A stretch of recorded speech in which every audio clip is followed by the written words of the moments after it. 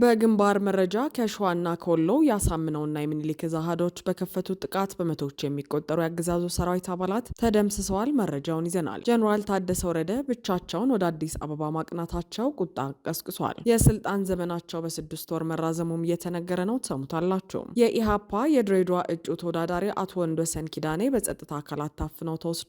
ያገዛዙ አፈና እንደቀጠለ ነው። የትራምፕ የጥፋት ሰዓት ሊጠናቀቅ ሰዓታት ሲቀሩት ቴህራን ከአሜሪካ ጋር ያላትን ግንኙነት ሙሉ በሙሉ ማቋረጧን አውጃለች። ቀውሱ ወደማይቀለበስበት ደረጃ ደርሷል። ውድ አድማጭ ተመልካቾቻችን አብራችሁ ልትቆዩ ከፈቀዳችሁ እነዚህ መረጃዎች በዝርዝር የምናሰማችሁ ይሆናል። የሮሃ ቲቪ ወቅታዊና ሀቀኛ መረጃዎች እንዲደርሷችሁ ቻናሉን ሰብስክራይብ፣ ላይክ እና ሼር በማድረግ አሁኑኑ ቤተሰብ ይሁኑ።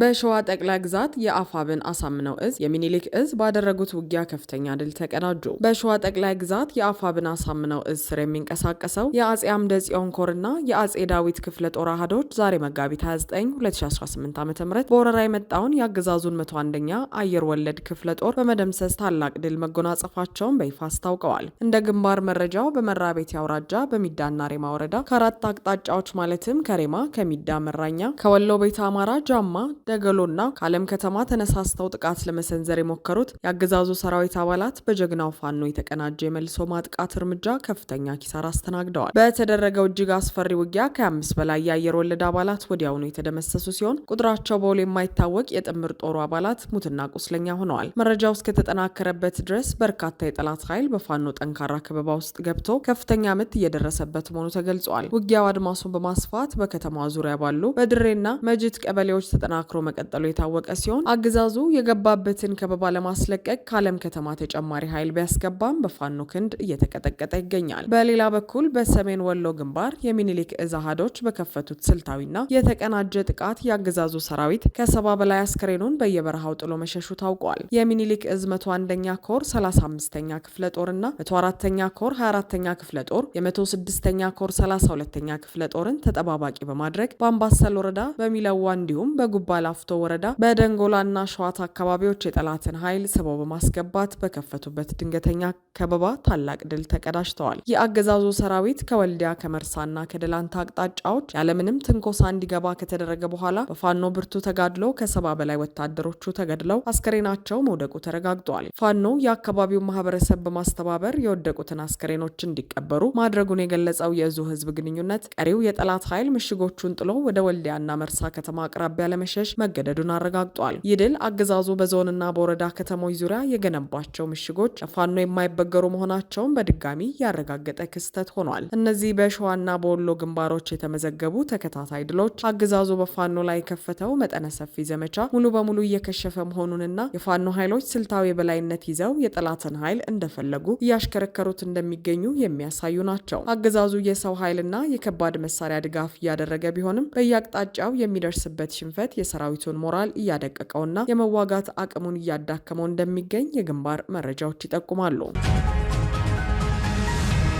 ጀነራል ታደሰ ወረደ ብቻቸውን ወደ አዲስ አበባ በማቅናት ከአብይ ጋር ያደረጉት ስብሰባ ቁጣ አስነስቷል። ስልጣናቸውን በ6 ወር እንደተራዘመም እየተነገረ ነው። በትግራይ ጊዜያዊ መስተዳደር ውስጥ ቁልፍ ወታደራዊና ፖለቲካዊ ሚና ያላቸው የጀነራል ታደሰ ወረደ የስልጣን ዘመን ነገ መጋቢት 30 2018 ዓ.ም በይፋ እንደሚገባደድ ይታወቃል። ይህንኑ ወሳኝ የታሪክ አጋጣሚ ተከትሎ ጀነራሉ ያለምንም ከፍተኛ የስራ ባልደረባ ወይም አጃቢ ወደ አዲስ አበባ ብቻቸውን ማቅናታቸው በትግራይ ፖለቲካ አክቲቪስቶች በታዛቢዎች ና በህዝቡ ዘንድ ከፍተኛ መነጋገሪያና ስጋት ፈጥሯል። ጀነራሉ በትግራይ ህዝብ ዘንድ ወሳኝ ተብለው የሚታሰቡ የሰላም ስምምነቱ ትግበራዎችን፣ የክልሉ የህልውና ጉዳዮች ሳይቋጩ በዚህ መልኩ ብቻቸውን በአዲስ አበባ መገኘታቸው ከአገዛዙ ጋር የቆየ ግንኙነት አላቸው የሚል ጥያቄ እንዲነሳ አድርገዋል። ከአዲስ አበባ የሚወጡ የውስጥ መረጃዎች እንደሚያመለክቱት ጀነራል ታደሰ ወረደ ብቻቸውን በተገኙበት ስብሰባ ላይ የስልጣን ዘመናቸው ለተጨማሪ 6 ወራት እንዲራዘም መወሰኑ ተሰምተዋል። ይህ ውሳኔ በሚቀጥሉት ጥቂት ቀናት ውስጥ ይፋ ይሆናል ተብሎ የሚጠበቅ ቢሆንም ውሳኔው ግን በክልሉ የፖለቲካ አባላትና በህዝቡ ዘንድ ከፍተኛ ተቃውሞ እያስተናገደ ይገኛል። በተለይም ጀነራሉ ባለፈው የስልጣን ዘመናቸው የታየባቸው የስራ አፈጻጸም እጅግ ደካማና ለህዝቡ ጥያቄዎች ምላሽ ያልሰጠ በሚል በበርካቶች የሚተቹ ሲሆን የስልጣን ዘመኑ እንዲራዘም መደረጉ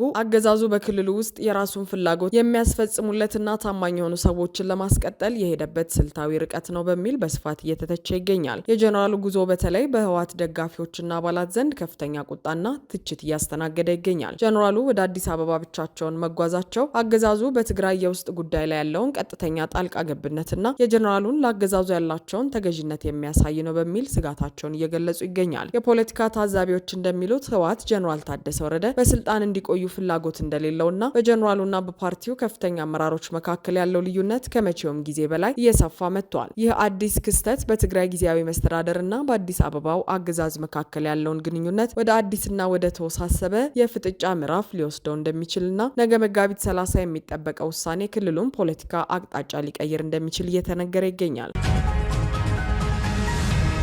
አገዛዙ በተቃዋሚ ፓርቲ አመራሮችና እጩ ተወዳዳሪዎች ላይ የጀመረውን ስልታዊ አፈና አጠናክሮ በቀጠለበት በዚህ ወቅት በድሬዳዋ ከተማ ሌላኛው የአፈና እርምጃ ተመዝግቧል። የኢትዮጵያ ሕዝባዊ አብዮታዊ ፓርቲ ኢህአፓ የድሬዳዋ ቅርንጫፍ ጽህፈት ቤት የህዝብ ግንኙነት ኃላፊና የድሬዳዋ ምክር ቤት እጩ ተወዳዳሪ የሆኑት አቶ ወንደሰን ኪዳኔ በዛሬው ዕለት በጸጥታ አካላት ታፍነው ተወስደዋል። እንደ ፓርቲው መግለጫ ከሆነ እጩ ተወዳዳሪው ዛሬ ረፋድ 4 ሰዓት ላይ በመደበኛ የስራ ገበታቸው ላይ ያሉ ያለምንም የፍርድ ቤት ትዕዛዝ በጸጥታ አካላት ተይዘው ተወስደዋል። የጸጥታ ኃይሎች አቶ ወንደሰንን በቁጥጥር ስር ከዋሉ በኋላ ወደ መኖሪያ ቤታቸው በመሄድ ቤተሰቦቻቸውን በማስፈራራት ብርበራና ፍተሻ ማካሄዳቸው ታውቋል። ይህ አይነቱ እርምጃ አገዛዙ በተቃዋሚዎች ላይ የሚያሳየውን ስጋትና በሰላማዊ መንገድ የሚታገሉ ዜጎችን ድምጽ ለማጥፋት የሚያደርገውን ሙከራ በግልጽ የሚያሳይ ነው ተብሏል። አቶ ወንደሰን እስከ ዛሬው ዕለት 10 ሰዓት ድረስ በከዚራ ፖሊስ ጣቢያ ታስረው እንደሚገኙ የጠቀሰው ኢህአፓ አመራሩ ከማንኛውም ሰው ጋር እንዳይገናኙ ተደርገው በመገለል ላይ እንደሚገኙ አረጋግጧል። ኢህአፓ ይህ በእጩ ተወዳዳሪው ላይ የተፈጸመው እስራት የምርጫ ሂደቱን ሆን ብሎ ለማስተጓጎልና በከተማው ያለውን የተቃውሞ እንቅስቃሴ ለማዳከም የታለመ ፖለቲካዊ ሴራ መሆኑን በመጠቆም የጸጥታ አካላት ህገወጥ ድርጊታቸውን እንዲያቆሙ በብርቱ አሳስበዋል። የፖለቲካ ታዛቢዎች እንደሚሉት አገዛዙ በተለይ በድሬዳዋና መሰል ከተሞች ላይ የሚያደርገው የአመራሮች እስራት በኢትዮጵያ ውስጥ ሰላማዊ የፖለቲካ ምህዳሩ ሙሉ በሙሉ መጥበቡንና አገዛዙ ወደ ለየለት አምባገነንነትና አፋኝነት መሸጋገሩን የሚያረጋግጥ ነው። ኢህአፓ በመግለጫው ማጠቃለያ ላይ የታሰሩት የፓርቲው አመራርና የምርጫ እጩ አቶ ወንደሰን ኪዳኔ ያለምንም ቅድመ ሁኔታ በአስቸኳይ እንዲፈቱ ጠይቋል። ፓርቲው መሰል አፋኝ እርምጃዎች ከትግሉ ወደ ኋላ እንደማያስቀሩትና አገዛዙ ለሚፈጽመው ማንኛውም ህገወጥ እስራትና እንግልት ተጠያቂ እንደሚሆንም አስጠንቅቋል።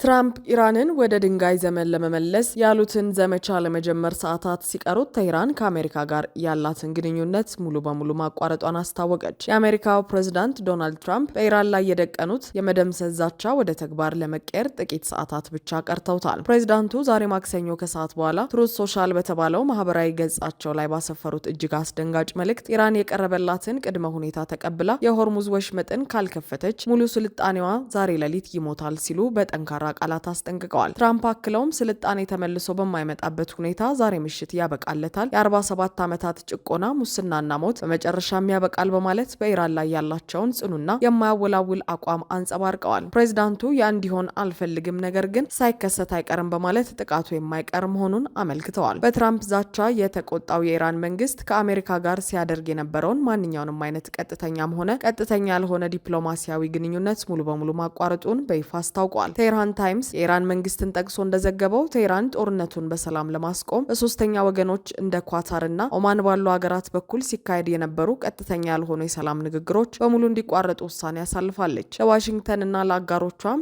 ከጥንታዊው የኢራን ስልጣኔ ታሪክ የማይረሳና ከባድ ምት ያጋጥማችኋል የሚል ብርቱ ማስጠንቀቂያ ሰጥታለች። የዲፕሎማሲው በር ሙሉ በሙሉ መዘጋቱ ሁለቱ ሀገራት ከቃላት ጦርነት ወጥተው ወደማይቀለበስ አውዳሚ ወታደራዊ ፍጥጫ መግባታቸውን አረጋግጠዋል። የጊዜ ገደቡ ሊጠናቀቅ ሰዓታት በቀሩበት በዚህ ወሳኝ ወቅት የኢራን እስላማዊ አብዮታዊ ዘብ በሳውዲ አረቢያ በሚገኙ የአሜሪካ የፔትሮኬሚካል ፋብሪካዎች ላይ ከፍተኛ የሚሳይልና የአጥፍቶ ጠፊ ድሮን ጥቃት መፈጸሙን በይፋ አስታውቋል። በጥቃቱ በፋርስ ባህረ ሰላጤና በሆርሙዝ ወሽመጥ የሚገኙ የአሜሪካ ጥቅሞችና ወታደራዊ ሰፈሮች እንዲሁም በእስራኤል የሚገኙ ወታደራዊ የእዝና የቁጥጥር ማዕከላት በከፍተኛ ሁኔታ ኢላማ ተደርገዋል። ይህ እርምጃ ሰኞ ዕለት በአሳሉዬ የፔትሮኬሚካል ማዕከል ላይ ለተፈጸመው ጥቃት የተሰጠ የተሳካ የበቀል ምላሽ መሆኑን የገለጸው አብዮታዊ ዘቡ አሜሪካ ቀይ መስመራችንን የምታልፍ ከሆነ ምላሻችን ከመካከለኛው ምስራቅም የሚያልፍ ይሆናል ሲል እስከ ሰሜን አሜሪካ የሚደርስ ጥቃት ሊፈጽም እንደሚችል በይፋ ዝቷል። ይህ የኢራንና የአሜሪካ ፍጥጫ ዓለም አቀፉ ማህበረሰብና